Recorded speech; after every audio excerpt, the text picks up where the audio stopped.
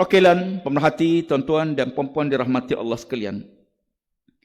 Dalam menghadapi cabaran ini, maka kita perlu melihat kepada big picture, gambaran besar. Jangan hanya melihat dalam konteks yang kecil. Ya. Terkadang ada orang bangga dengan menangnya cawangan dia, walaupun Don tak pernah menang. Ada orang rasa hebat, cawangan saya tak pernah kalah, walaupun dia tak pernah menang di peringkat Don dan peringkat parlimen. Dan kerana itu, dalam konteks ini, terkadang kita harus melihat kepada jangka panjang dalam buat keputusan. Ada polisi yang dipegang oleh Majlis Syura Ulama. Kita dalam parti, kita tidak bimbang kerana parti dipandu oleh Majlis Syura Ulama dalam buat apa-apa keputusan selagi tidak bercanggah dengan syarak. Namun, di sana ada perkara strategi yang perlu kita memahami kaedahnya. Dalam perkara strategi inilah yang perlu kita patuh kepada keputusan pimpinan parti. Ada perkara yang kita tak nampak, yang pimpinan kita nampak. Ada perkara yang parti buat keputusan yang sangat pelik, yang gagal difahami oleh ahli-ahli di bawah. Dan tidak semua kita boleh berkongsi dengan ahli kita di bawah dalam membuat suatu keputusan strategi. Ya. Ada wartawan mari tanya saya, apa rahsia PAH mencapai kemenangan? Saya kata kalau bahagian rahsia memang tak boleh beritahu. Ya. Mereka mari tanya rahsia kita, mana boleh beritahu. Demikian juga strategi. Ada strategi Nabi saja tahu, sahabat pun tak tahu, Sayyidina Abu Bakar pun tak tahu. Saya timbalan presiden. Dalam mengurus parti, bila pimpinan buat keputusan, presiden buat keputusan, ada perkara yang saya jumpa dia tanya saya personal. Ada perkara yang saya sami'na wa ata'na. Kerana dia mungkin nampak, mungkin saya tak nampak. Waktu berlakunya perang Khaybar, tiba-tiba Nabi minta sahabat bersiap. Bersiap satu pasukan perang. Masing-masing bertanya perang di mana. Tak ada siapa yang tahu. Oleh kerana Nabi arahkan bersiap, masing-masing buat persiapan. Dan Nabi SAW menggerakkan tentera ke selatan Madinah. Lalu sahabat tentera berfikir, nak ke mana pergi ni? Bertolak ke selatan Madinah. Tak lama berjalan, tiba-tiba kata berhenti. Kita berkemah di sini. Lagi sahabat pening. Baru saja beberapa jam berjalan, tiba-tiba berhenti. Lalu turun masing-masing pasang kemah. Dalam keadaan masing-masing tak tahu.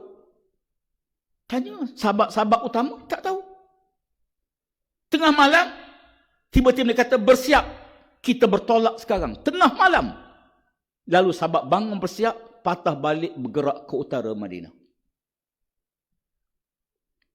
Khaybar di utara Madinah, bukan di selatan Madinah. Habis kenapa Nabi perlu pergi ke selatan dulu? Kerana strategi. Kenapa PAH tidak bertanding di Sabah? Ahli kita, saya turun ke Sabah semalam. Bertemu dengan pimpinan. Memahami kekecewaan, kesedihan. Tetapi, kita melihat kepada agenda yang besar. Presiden mengeluarkan satu kenyataan. Alhamdulillah, seluruh jentera parti akur, termasuk seluruh pimpinan petugas di Sabah, akur pada keputusan parti kerana melihat kepada agenda besar. Jangan kita terperangkap dengan agenda musuh supaya kita bertanding, akhirnya pecah dan mereka akan mencapai kemenangan. Kita berjaya mengelak perangkap yang dipasang oleh musuh. Presiden menyatakan bahawa kita buat keputusan demi mengelak perpecahan yang menyebabkan kita akan hilang peluang bagi mencapai kemenangan. Terkadang kita terpaksa tunduk kepada suatu keputusan besar. Sedikit pengalaman saya nak berkongsi. Tidak banyak tempat saya berkongsi cerita ini. Menghadapi pilihan ke-12. Pada waktu itu, PAS kita berada dalam perikatan, dalam barisan alternatif. Dalam Pakatan Rakyat. Kita mengagih jumlah kursi berdasarkan parti-parti yang ada. Bilangan kursi. Bukan di mana kursi itu. PAS dapat berapa, PKR berapa, DAP berapa. Salah satu kursi itu, kursi yang dituntut oleh PKR, pada asasnya, kursi itu berada di Kelantan. Parti buat keputusan, kita tak boleh serah kursi di Kelantan kerana kursi ini kursi yang kita pasti menang. Data yang kita ada. Rakan kita PKR pada waktu itu, dia kata tak kisah asal jumlah, kami nak jumlah yang cukup. Akhir kita swap, kita tukar. Kelantan tukar dengan Pahang. Kelantan tukar dengan Pahang. Don kita di Kelantan kekal pada PAS, don PAS di Pahang tukar kepada PKR. Tentulah pimpinan di peringkat kawasan tak boleh tengok, tak nampak. Pimpinan negeri pun tak nampak. Pimpinan pusat saja tahu. Maka kerana itu kita tukar. Ya. Akibatnya, tentulah rakan kita di Pahang tak puas hati. Kenapa kami diberi? Kita kata, daripada kita beri kursi yang kita menang, maka kita kena pertahankan kursi yang kita yakin menang. Tetapi, apa yang berlaku? Berlaku tak puas hati, keluar parti, hantar jadi calon bebas. Bertanding di calon bebas, hilang deposit. Itu tak apalah. Parti kawasan sebut pecah. Sebab yang keluar ialah pimpinan tertinggi kawasan. Tuan-tuan sekalian, sahabat-sahabat semua, akhir jadi DAP semua sekarang. Yang keluar tu DAP sekarang. Sebab itu kadang-kadang keputusan penting besar begini, kita dengar dan kita patuh. Keputusan strategi yang tak semua kita boleh maklum kepada ahli-ahli kita. Dalam peristiwa peperangan Zatus Salasin, sahabat tak puas hati bila Nabi melatih Amr bin As jadi panglima tentera. Kan dia baru masuk Islam dalam 6 bulan baru. Sedangkan bersama tentera dia ada Abu Bakar As-Siddiq, ada Umar Al-Khattab. Tiba-tiba Nabi lantik Amr bin As. Bergerak tentera pertama 200 orang. Sewaktu nak bergerak, Nabi SAW memakai pada kepala Amr bin As satu ikatan kain. Pergilah kamu dan bawa balik kemenangan. Dan bawa balik kekayaan khazanah, rampasan perang sebagai tanda kemenangan. Amr bin As bertolak. Sampai tengah malam, di kawasan yang sangat sejuk, Zatus Salasin utara, sangat sejuk. Madinah ni kita fahamlah kalau waktu sejuk, dia sangat melampau sejuk. Tentera-tentera mencadang untuk mengunggun api bagi mengurangkan kepanasan, memanaskan badan masing-masing. Lalu Amr kata, jangan siapa-siapa yang unggun api. Siapa-siapa yang unggun api, aku akan campak di dalam api. Masing-masing senyap. Umar Al-Khattab tak puas hati. Umar datang kepada Abu Bakar. Ya Abu Bakar, tentera kita kesejukan. Kenapa panglima tentera tak benarkan kita unggun api? Nanti tentera kita kesejukan. Apa kata San Abu Bakar? Ya Umar, dia ketua, patuh. Dia ketua kita, Nabi lantik dia. Tanggungjawab kita patuh kepada keputusan dia. Umar pun senyap. Umar tak kata aku pun setuju dengan kau juga. Tak patut panglima tentera kita buat macam ni. Bagaimana kalau kita tubuh cawangan baru? Abu Bakar menenangkan yang tak puas hati. Tanggungjawab pemimpin meredakan kepanasan, menyelesaikan masalah, menunduk perkara-perkara yang sengaja disebar oleh musuh di pedalaman dan peluar. Tanggungjawab pemimpin bukan menimbulkan kekeliruan. bukan menimbulkan kekecohan, bukan menimbulkan rasa tak puas hati. Sebaliknya, pemimpin meredakan keadaan. Akhirnya, mereka tidur sepanjang malam dalam keadaan kesejukan. Pagi besok bila bangun tidur, panglima tentera merasa pakaian dia bermimpi, paksa mandi hadap besar.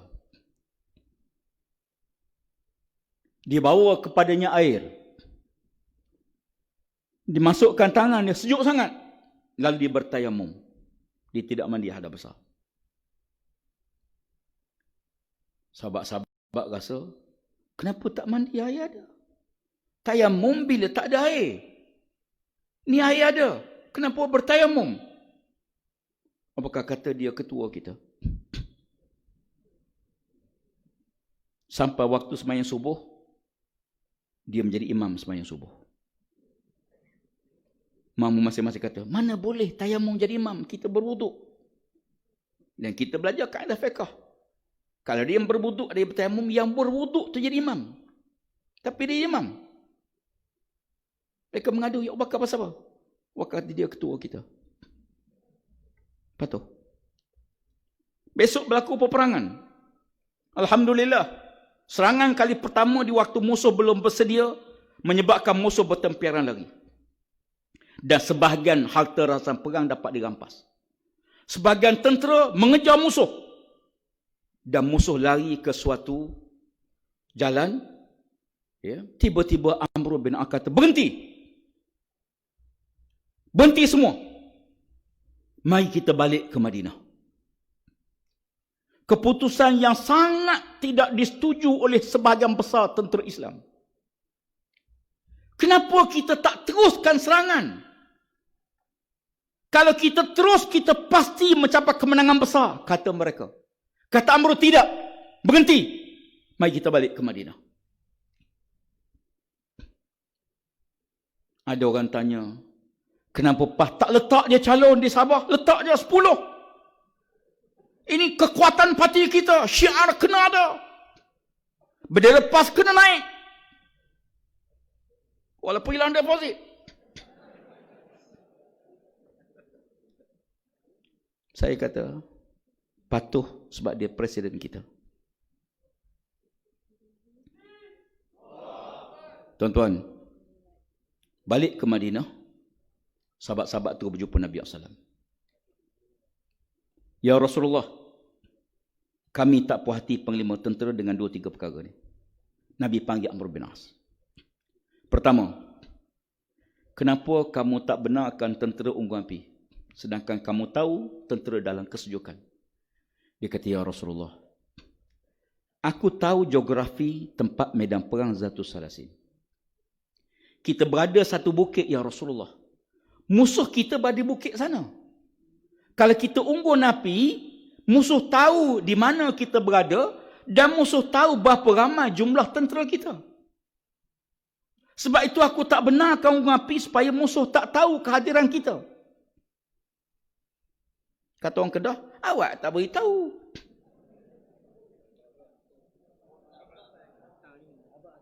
Awak tak abang. Mereka tak main. Nak abang macam mana? Tuan-tuan, di medan perang hanya ada arahan, bukan hanya ada mesyuarat. Di saat perang hanya patuh arahan, bukan waktu kita mesyuarat nak ambil keputusan, kecuali dalam perkara yang sangat penting. Kalau buat mesyuarat, akan ada yang kata saya setuju unggun api. Kata kumpulan ni, cawangan ni kata saya rasa tak setuju, saya setuju ketua. Ya. Kata AJK kawasan 2 orang, saya setuju pandangan pembangkang, kita unggun api. Ni nak perang ke nak mesyuarat ni? Ya. Bila api tengah membakar, keputusannya ialah arahan. Jadi oleh kerana itu, dalam perkara ini, kita kadang-kadang kesabaran kita sebenarnya memang hebat, diuji berkali-kali. Sebab itu Allah Ta'ala mendahulukan sabar daripada sembahyang. Wasta'inu bis-sabri was-salah. Allah sebut sabar dulu, baru Allah sebut sembahyang. Walaupun sembahyang itu penting, Tapi Allah sebut wasta'inu, minta tolong pada Allah dengan sabar dan didirikan sembahyang. Bahkan Allah Ta'ala mendahulukan sabar daripada takwa pada Allah. Walau takwa itu sangat penting, semua kita tahu. Ya allazina manusbiru wasabiru warabitu wattaqullah. Ittaqullah duk nombor 4. Bukan mana tak penting, tapi nak tunjuk bagaimana kesabaran itu adalah kejayaan. Sabar itu ialah kejayaan. Dalam buat keputusan, pimpinan kadang-kadang kita biasalah, kita akan diserang daripada pelbagai sudut. Dan kita tak mungkin buat sesuatu untuk musuh kita puas hati. Nama pemusuh. Ya, tak bertanding, diserang. Bertanding pun diserang. Duduk saja pun diserang. Tak buat apa-apa pun diserang. Buat apa-apa pun diserang. Ya. Yang penting, kita buat, pertama, jangan bercanggah dengan syarak. Yang kedua, cari redha Allah bersama redha makhluk Allah. Yang ketiga, keputusan yang kita dokong berjamaah. Alaikum bil jamaah, kata Nabi. Keputusan dibuat secara jama'i, maka keputusan itulah keputusan diberkati oleh Allah Subhanahu wa ta'ala.